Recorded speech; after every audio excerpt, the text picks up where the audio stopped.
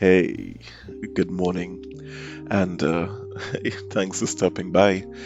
Thank you for tuning in to this edition of Richard's Rant. As you know, the morning is the best part of the day, so regardless of the time that you are tuning in, I always wish you that energy and that sentiment before anything has gone wrong. So, good morning. In perusing the newspapers, unlike the previous one, the went back to the newspaper went back to its usual diet. It was thin, but it did give me more time to think, I guess, that we are blessed to be living in exciting, entertaining, movie type times. And it is said that you are not given more than you can bear, especially for those that are Christian religious, that, God does not give you more than you can bear. And it is a time when a lot of shit is happening. Three states of emergencies, worldwide pandemic, lockdowns, various changes, deaths, fissures, and the normal interactions we have with each other in society, fissures across economic lines, geographic lines, uh, weapons, mass warfare, cybercrime, and podcasts. It is an exciting and interesting time. And that is one way to look at it. Of course, you can also look at it as scary, shitty, unpredictable, unfair, dangerous, new, and uncharted. But there's a platitude that many people use. In particular, I had an employer that would force the supervisors to print stuff like this and have it displayed prominently. There was a time that we did some Christmas decorations for the office, and the Christmas tree had words and greetings, and he actually molested the tree to put platitudes like this, which I didn't appreciate.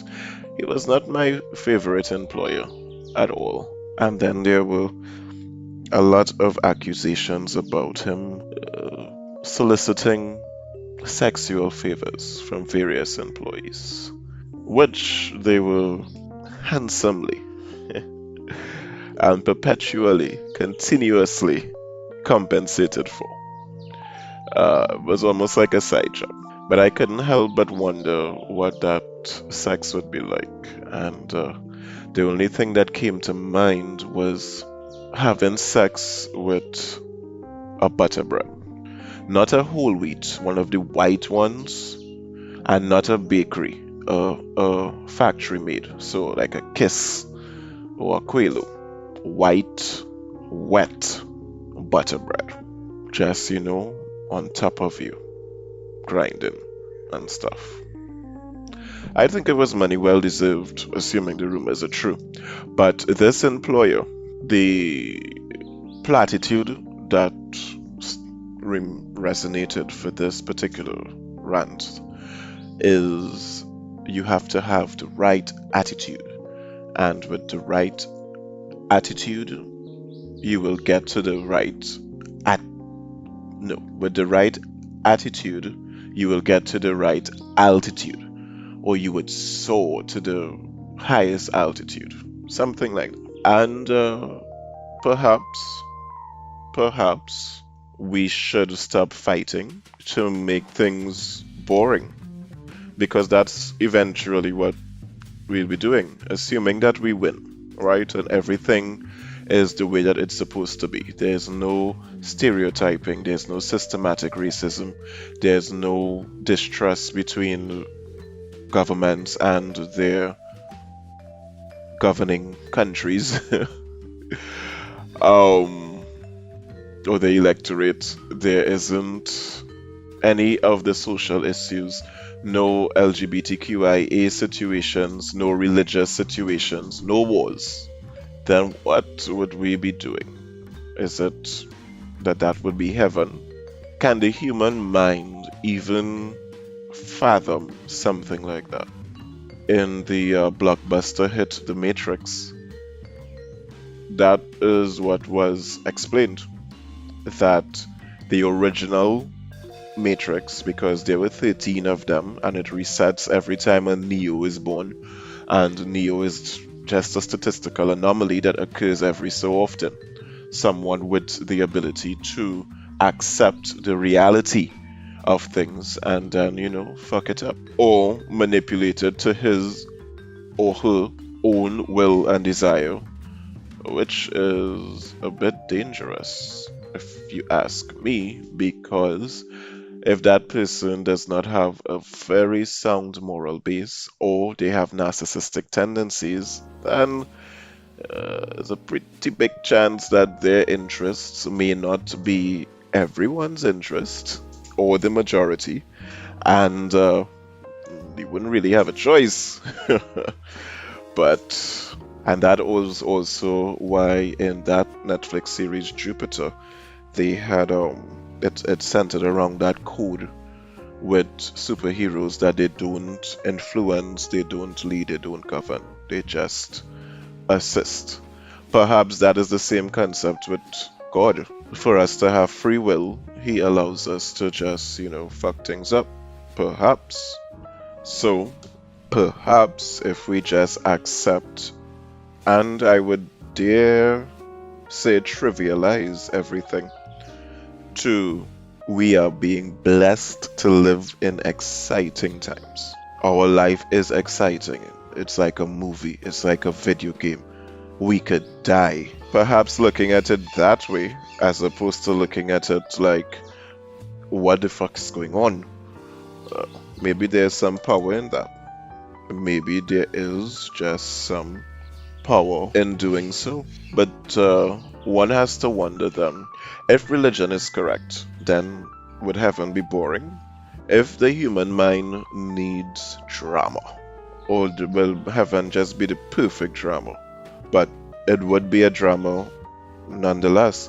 What if this is heaven? If it is, we would have to have no memory of before. We would have to think that this is the be all and end all. And, we would have to have some drama to be happy. And, when you die, maybe somebody gives you a round of applause and then you press reset and you do it again. Maybe that's why the population is growing. But the platitude does live on. It does have relevance. That, and energy attracts energy. And if it is, we look at it as everything is fine and it's just excitement, it's just drama, just make the right moves and you should be fine. And even if you're not fine, that's okay.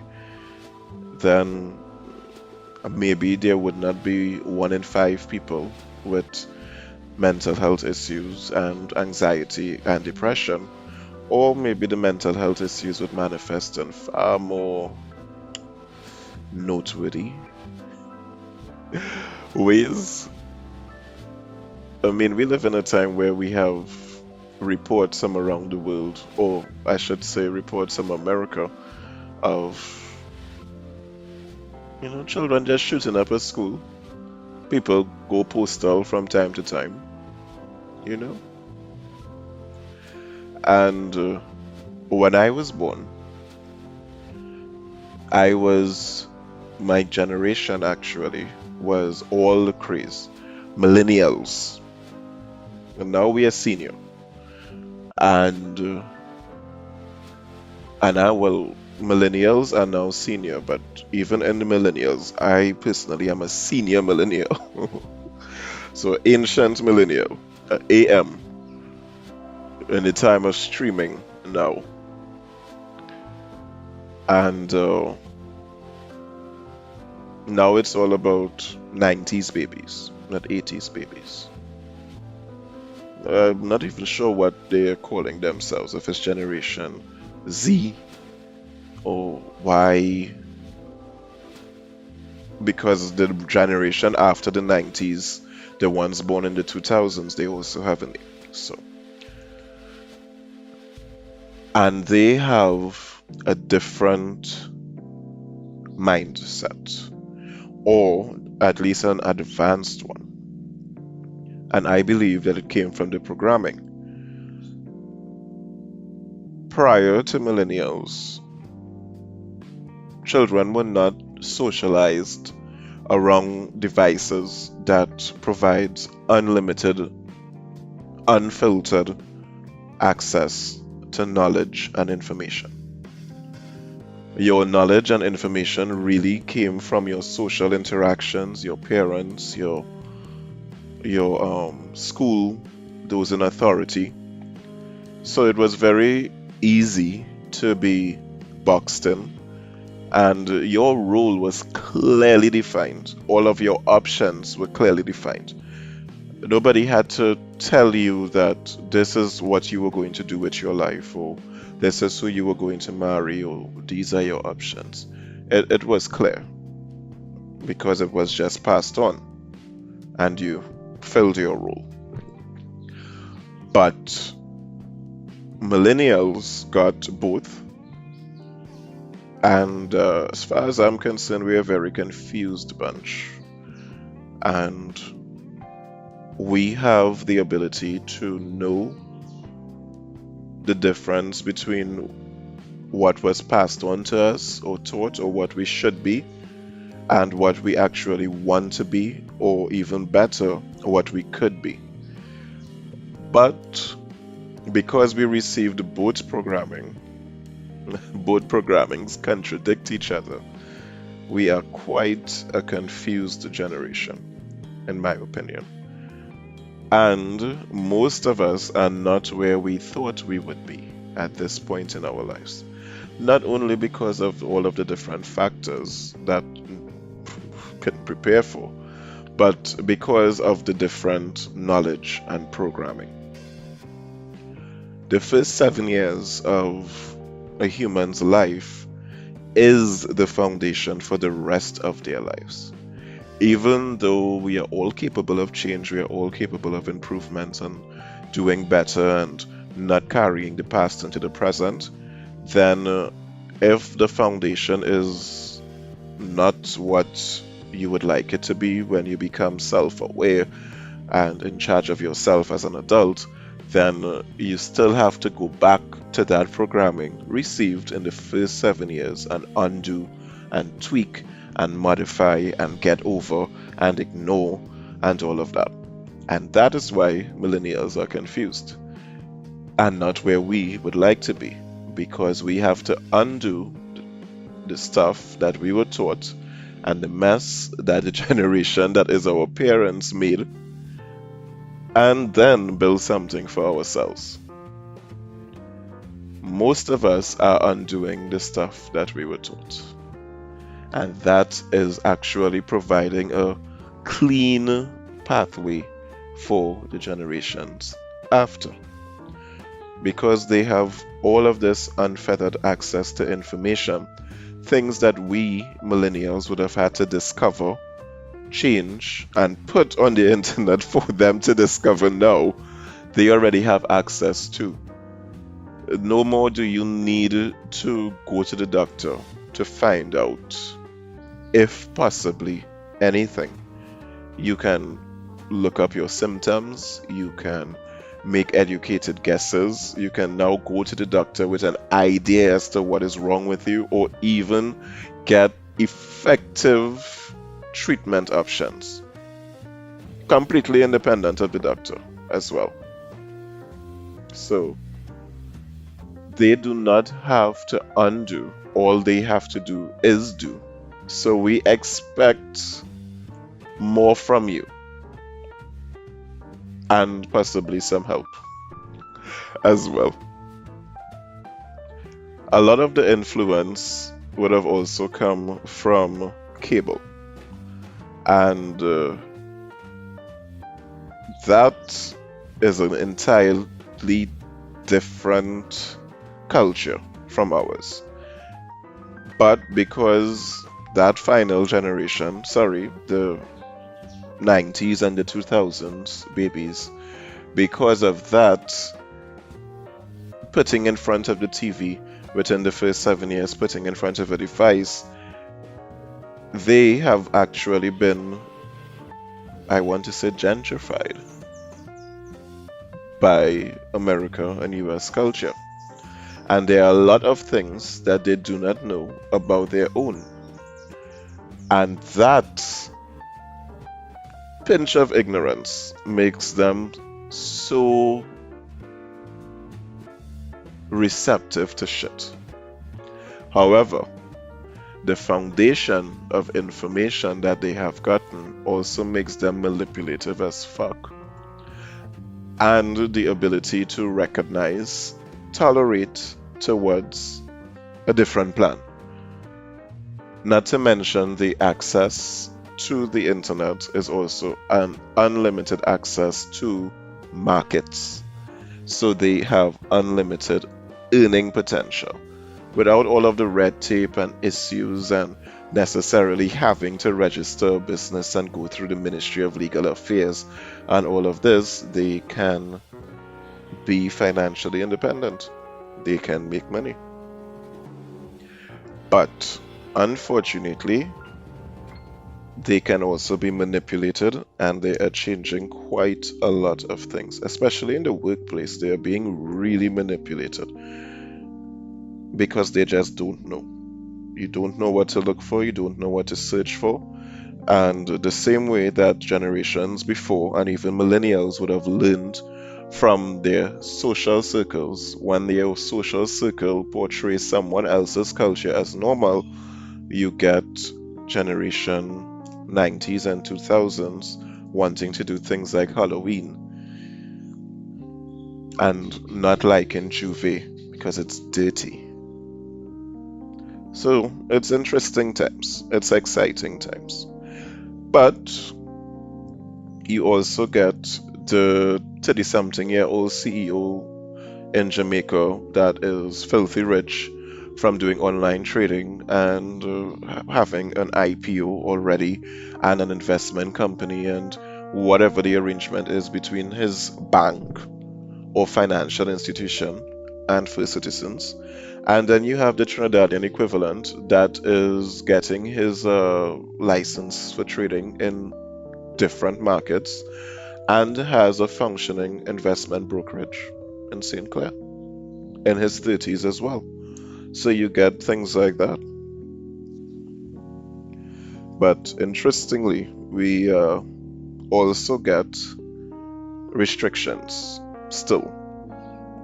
It is all well and good for Flow to be stealing content and making a profit off of it. And they have to be given time to wean the content out and all of this nonsense. But it is not okay for you to purchase a Android box or streaming device because it accesses pirated content. That is not the only feature of the device, and more importantly, the pirated content is not even fixed. It's not like having a Netflix account and it's there and there's an entitlement. It changes, it's a process, and the Android box is nothing more than a computer. In other words, you can access the same illegal content from a computer, from a phone, or almost any device that you can surf the internet that has a working search engine. So, what is the point, purpose, rhyme, or reason in banning the Android box and causing, if it is you are found with one, it's a $250,000 fine? In the UK, I can understand their motive. And I guess it's from understanding their motive that I'm able to understand ours. In the UK, you have to pay for television, you have to pay a tax or TV tax, some version of that. I don't profess to understand all of the nitty-gritties, but TV is a tax that goes to the state, to the Queen, for you watching TV. And I believe it's different, or in addition to the cable bill, or whatever they have. But BBC is free to air.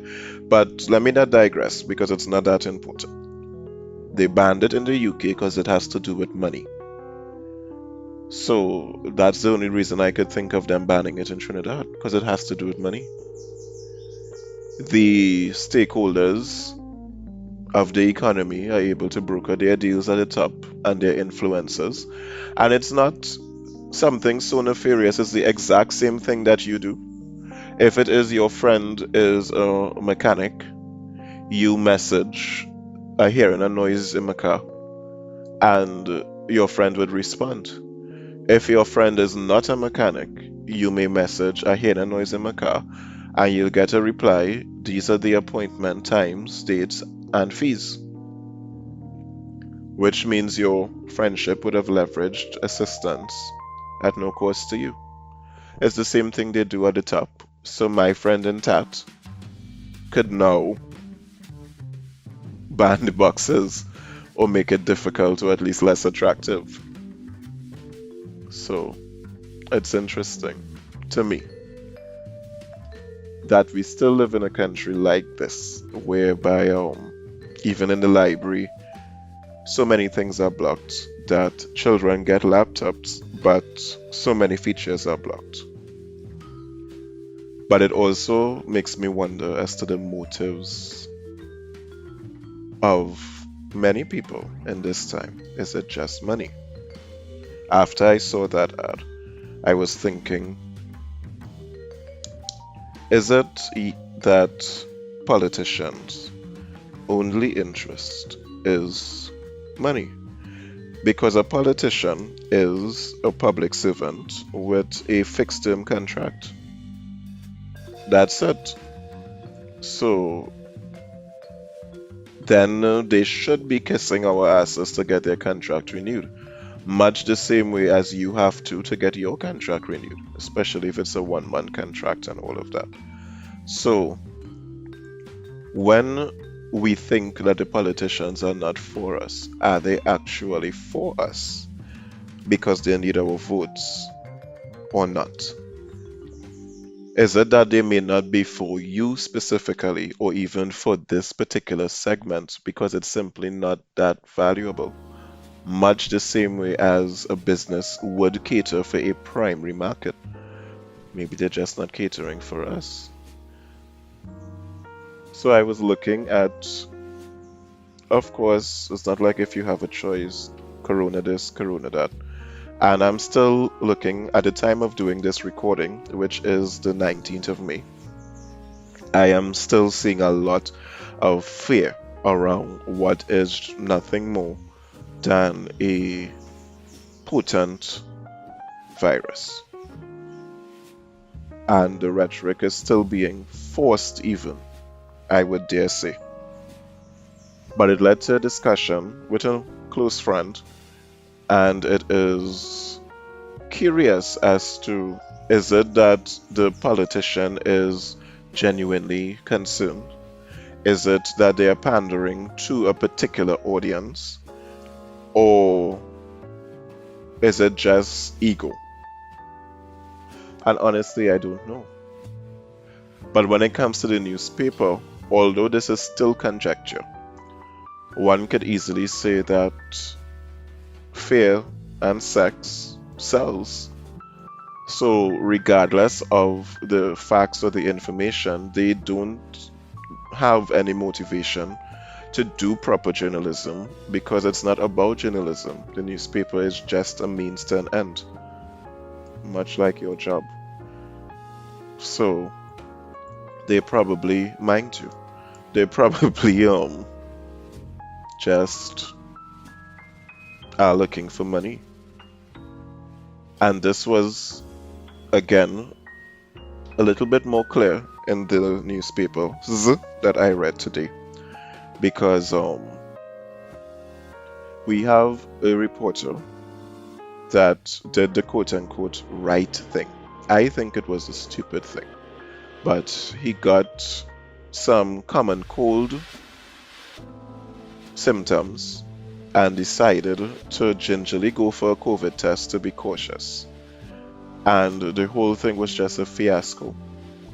And he never got the results back, but all of his symptoms have gone. But he has an order in his hand that he still has to be in quarantine. And he was supposed to be contacted daily. He never was. And when he was, well, he was never contacted. So when he reported his scene, he learned that it's one nurse for a couple thousand people. So they simply didn't have enough time. But I am like, why? We're not short staffed. And if it is, we have these nurses on the phone, I would assume that that's their primary duty in this parallel healthcare community and all of that. I don't understand. We have several people. And even if we don't, we have several call centers in Trinidad now. We could train some people to ask these questions and submit a report. So these things are doable. But yet still, hey, it's not being done. That's all I can say after the hey, yet still it's not being done. So he's still waiting for his results.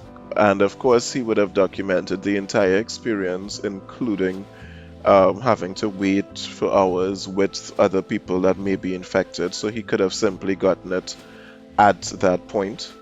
Personally, I don't know if you agree with me, but personally, I would have preferred that to be the headline, along with the pregnant male and other survival stories.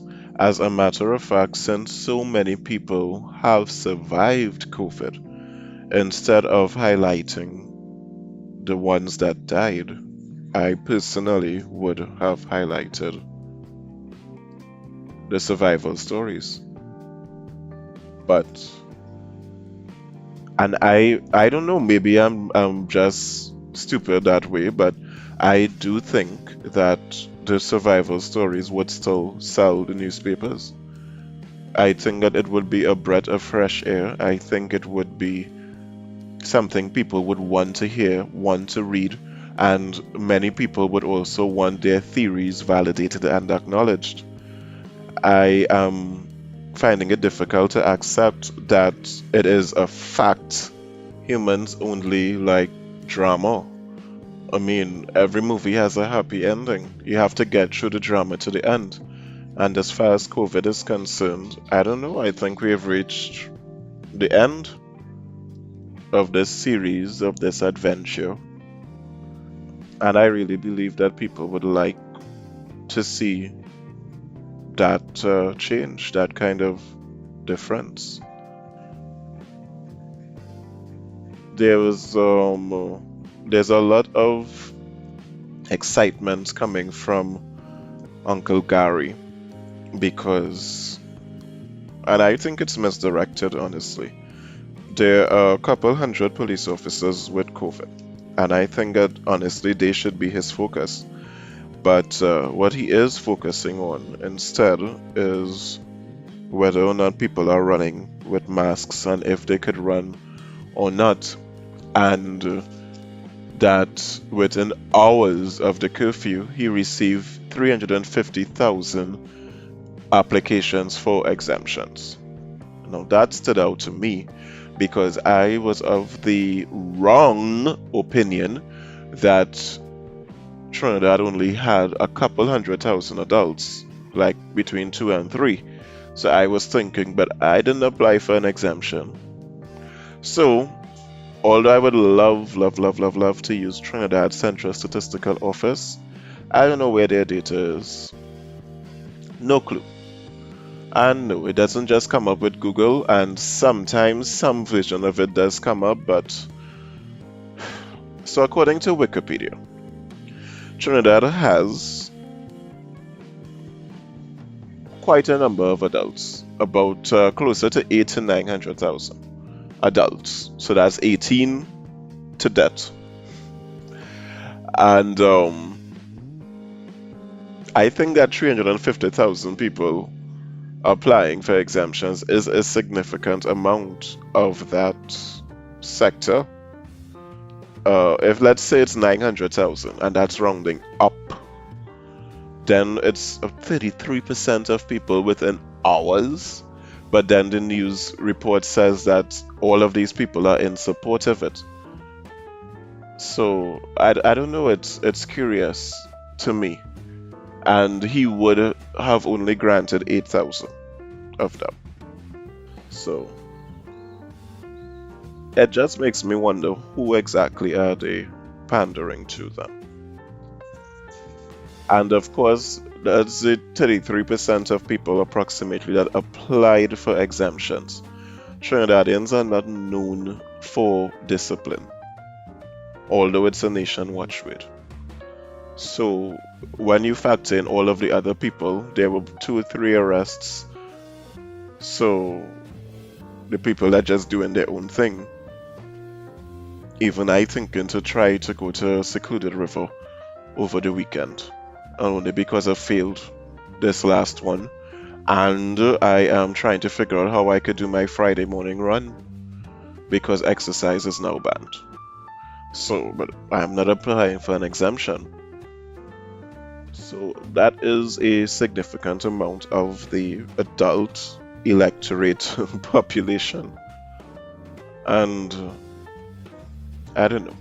While other countries were creating vaccines, we were creating excuses. And now we are purchasing their vaccines. And America is stating that the vaccine that they're sending to us, they're not going to use. And I do not quite understand why. Because that makes absolutely no sense and could easily be misconstrued. That is that. I mean, I'm struggling to justify it because I mean it's said on a podium and everything. So is it just like fuck all you? Like foreign use cars, we can't use it because of our regulations. But here, look, a new old car is, I don't know, and that's why I do these rants because I just don't know. And one of our solutions, and it's government ordained, is to have this day of prayer.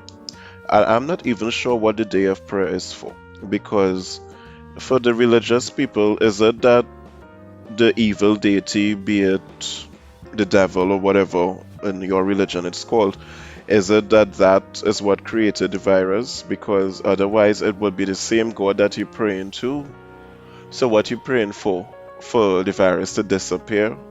But I thought that, his will be done and we are humble servants. Is it that you're praying that you don't die? What is the prayer about? And why is one of the largest supermarket chains we have, Massey, closing for this day of prayer? Or is it publicity that they're closing to do stock taking or something? But they called it, I don't know. So it's just, and I'm really, really tired. I just say I didn't even finish the sentence because I'm really, really tired. Corona fatigued at this point. And life is in progress. Life is moving on. We still fretting over where the virus came from, the origins, and now the new strains, and this and that and the other. Meanwhile, China land on Mars. Normal, normal. Elon Musk, doing his thing. Normal, normal. The world is moving on. Michelle Ai trying to qualify for Olympics in a couple days. I guess that's a Trini, ain't she? Because she ran last minute, but she was under a ban. Sport is going on. The leader, the president of the Trinidad and Tobago transgender community, she got recognized from the Queen of England, Lizzie, and she getting a little plaque and stuff for the humanitarian work that she's doing. Life is going on. And on the socials today, what is trending is Travis Scott and Farris. So, what it is telling me is that, again, life is going on.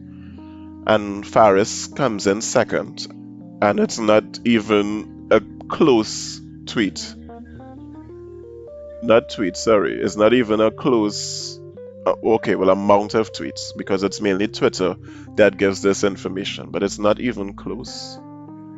But Farris is there.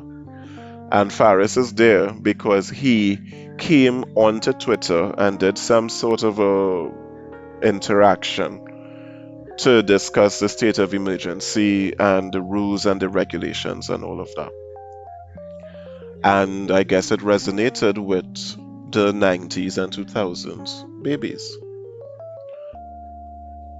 They just simply see things differently. So that's how he came to be trending. All of the comments are positive, all of it was appreciated. And then they went on to talk about Travis Scott. So, the last thing that also made me think as to how much the world is changing is that there's a male Me Too movement in America, not here. So apparently in Ohio University, whenever you go to this doctor, he needed to molest your dick. So he was a doctor, but with a happy ending. And it's not like he did 400 guys in one semester or anything. He did it over 400 years because he's a vampire. But may he rest in peace. I don't like that they're coming out of the woodwork after he's dead, but he did it over decades. And I just find it really cool that these guys are coming out now and saying, yeah, my pee get touched. And I could completely understand. You buy the doctor and they just touch stuff, but then after, it's like when it is you go to the tailor to measure a pants. Some stuff may get touched, but there's a difference between a drive-by and packing. So let's put it that way. And it's, a millennial may never have come up or come out and said, I get touched. So the world is changing, and maybe we ought to change our mindset because fucked up things would always happen. And the truth is, if it doesn't happen, things would be hella boring. You're doing the same thing over and over. You have lived through state of emergencies. You have lived through a pandemic. You have lived through people landing on Mars. You have lived through Black Lives Matter. People that lived through the Black Power movement, the riots for labor movement, and civil rights, and now it's the LGBTQIA movement. So let's look at it as excitement. So, thank you so much for tuning in to this edition of Richard's Rant. Subscribe to the vibe and comment towards our betterment. Vibes.